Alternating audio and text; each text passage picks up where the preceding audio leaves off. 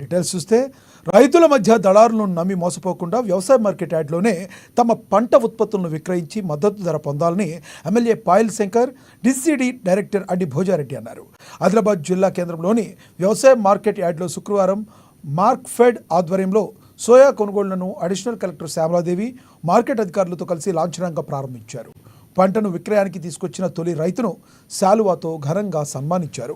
రైతులకు మద్దతు దక్కాలంటే మార్కెట్ యార్డ్కే తీసుకురావాలని వారు అన్నారు. రైతులకు ఎలాంటి ఇబ్బందులు తలెత్తకుండా అధికారులు తగిన ఏర్పాట్లు చేపట్టి కొనుగోలు చేయాలని పేర్కొన్నారు.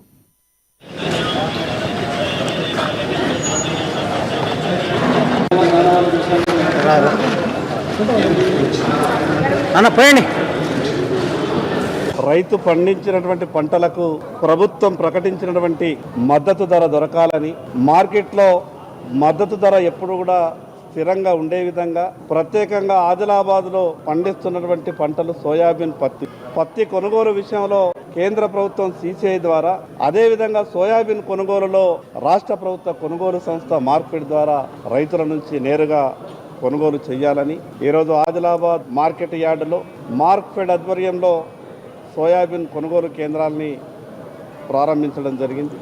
ఈరోజు ఆదిలాబాద్ మార్కెట్లో సోయాబీన్ కొనుగోలు కేంద్రం ప్రారంభించడం, ఆదిలాబాద్ జిల్లాలో 9 కేంద్రాలు ఏర్పాటు చేసి సోయాబీనే కానివ్వండి, రేపు భవిష్యత్తులో ఇంకా జొన్నలే కానివ్వండి, శనగలే కానివ్వండి, అదేవిధంగా ఏ ధాన్యమన్నా కొనుగోలు చేయాలని చెప్పి రాష్ట్ర ముఖ్యమంత్రి గారు, అదేవిధంగా మన వ్యవసాయ శాఖ మంత్రి గారు అధికారులకు ఆదేశాలు ఇవ్వడం జరిగింది. ఎందుకంటే రైతుల ప్రొక్యూర్మెంట్ అనేది మార్కెట్లో జరిగితే రైతులకు బాగుంటుందన్న ఆలోచనతో ఈరోజు మేము కూడా ఉమ్మడి జిల్లాలో మా యొక్క అధికారులకు మొత్తం ఆదేశాలు ఇవ్వడం జరిగింది, మా డీసీఓలు.